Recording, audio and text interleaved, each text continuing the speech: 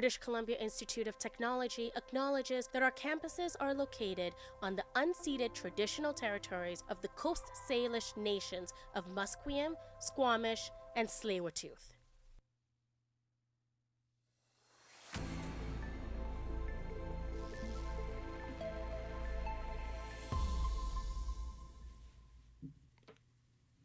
Good morning. My twisted ankle and I are named Ryan Bowles, and these are your news updates to 10 o'clock. Premier David Eby will be in Surrey today, where he is expected to reveal his party's election platform.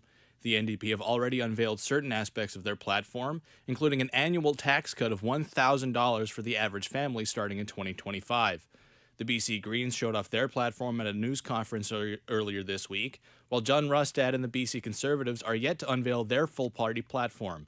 The province is fast approaching the midway point of this election campaign, with Election Day being October 19th.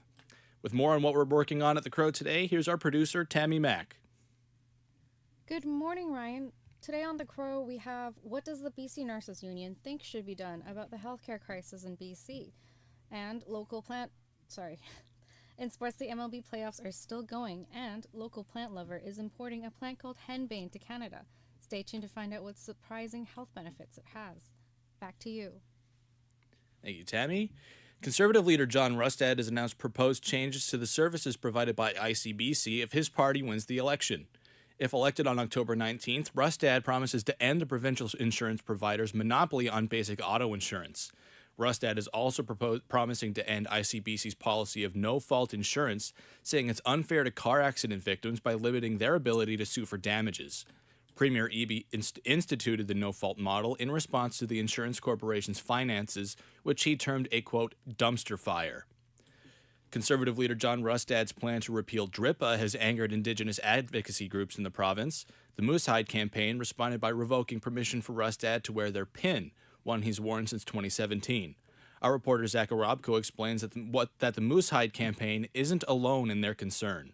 John Rustad has worn the Moosehide pin since that campaign began in 2017 when he was the Aboriginal Affairs Minister in BC. During Truth and Reconciliation Day, Rustad announced his party's intention to repeal DRIPA, leading to the Moosehide campaign's decision.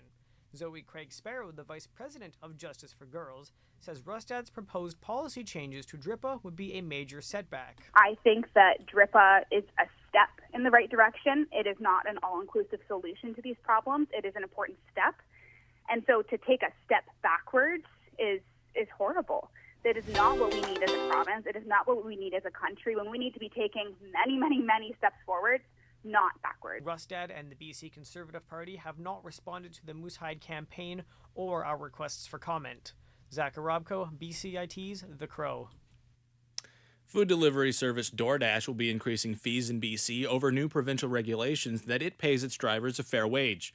Starting this month, DoorDash will be charging a 99-cent fee on restaurant deliveries and up to $3 for all other delivery orders. The service claims the new regulations are significantly increasing their operating costs. DoorDash says the new wage of $20.88 is 20% higher than the provincial minimum. Shoppers in Halifax are responding to the rise in the cost of living by buying generic grocery store branded products. Grocery retail consultant Peter Chapman says retailers are putting their products front and center. So I would say there's probably, more focus on trying to make sure they do deliver because people are giving them more chances right now. U.S. gymnastics star Simone Biles is giving support to men's gymnasts on her post-Olympic tour. Several bronze medalists have joined Biles on her tour, designed to show off what the men have to offer to women's fans of the sport. Support for men's gymnastics has increased since the Paris Games, which could help increase support at the NCAA level. Biles' Gold Over America tour runs into early November. Amazon Prime subscribers are set to get an inside look at last season's Stanley Cup final. Face Off Inside the NHL will be a 6-part series that will include the Edmonton Oilers' failed bid for the Stanley Cup. Oilers forward Zach Hyman says the series provides a glimpse into the life of NHL hockey. In the moment, fans don't really have access to how does this guy react in between periods, or how does this guy react after a game, or what does the captain say in the locker room after a hard loss or after a win. For your weather, today we'll see a mix of sun and clouds, a high of 16 and a low of 9 tonight. The rain rolls in the evening and will continue into Friday. We'll expect a high of 13. These were your news updates to 10 o'clock. My name is Ryan Bowles, and you're listening to BCIT's The Crow. Stay tuned for more on BCIT's 1680 The Crow.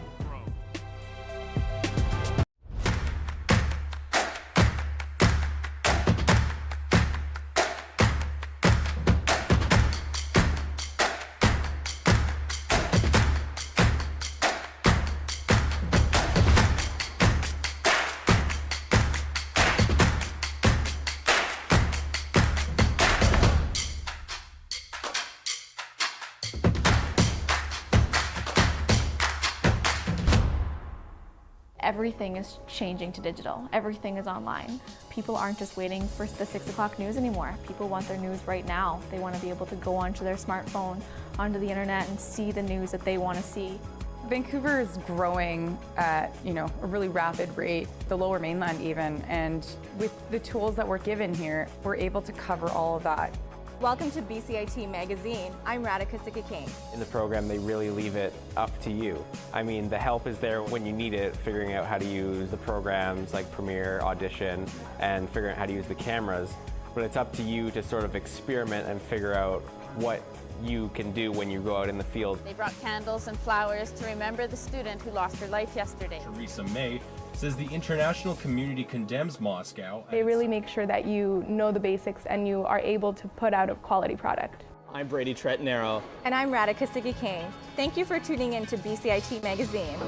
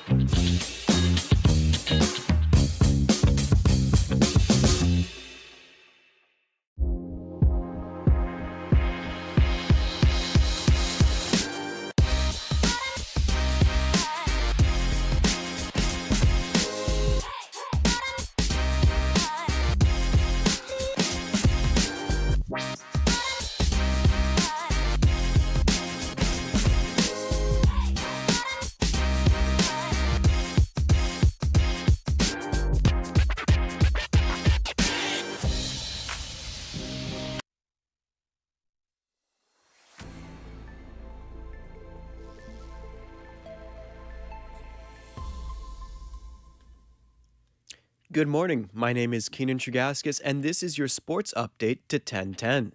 Last night was a night to remember for San Diego Padres fans. Darno, it's popped up, it's playable, careful.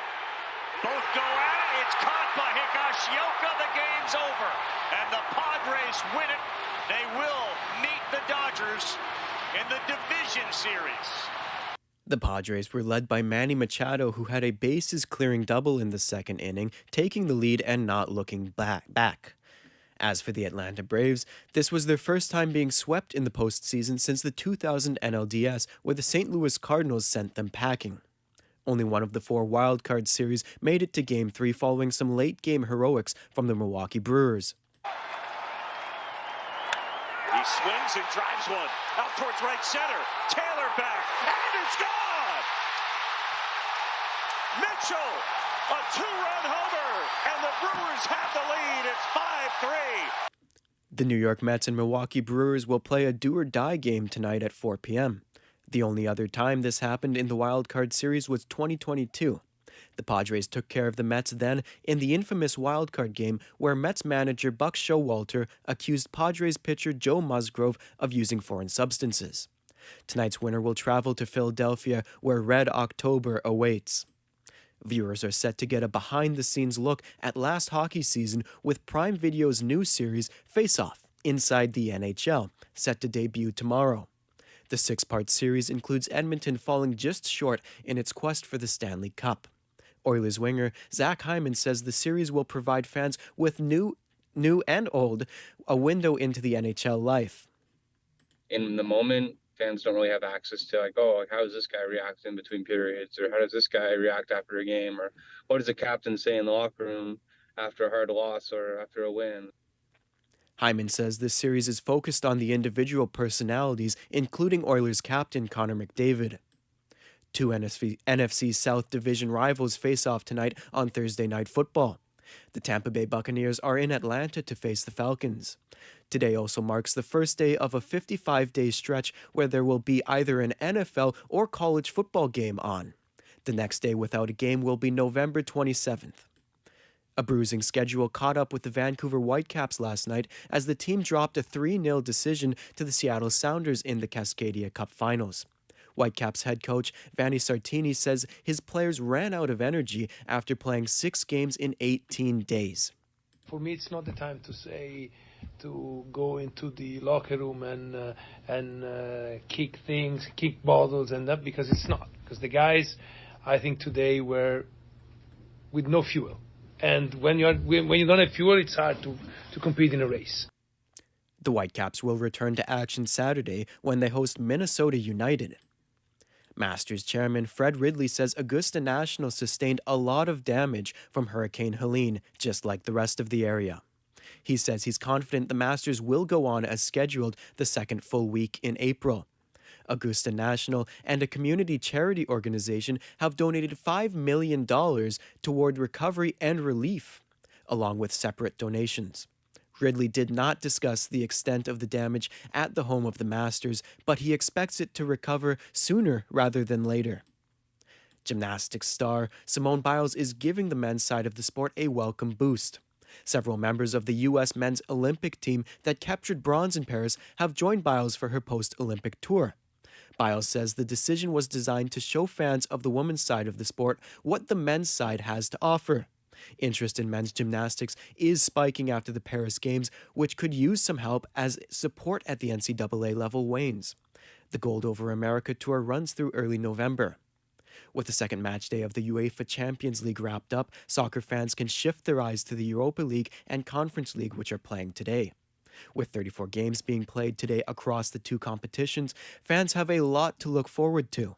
Former UCL champions clash as Manchester United are in Portugal playing FC Porto, with both clubs looking for their first win of the young campaign. Once again, my name is Keenan Trigaskis, and this has been your sports update to 1010. Stay tuned for more on BCIT's 1680 The Crow.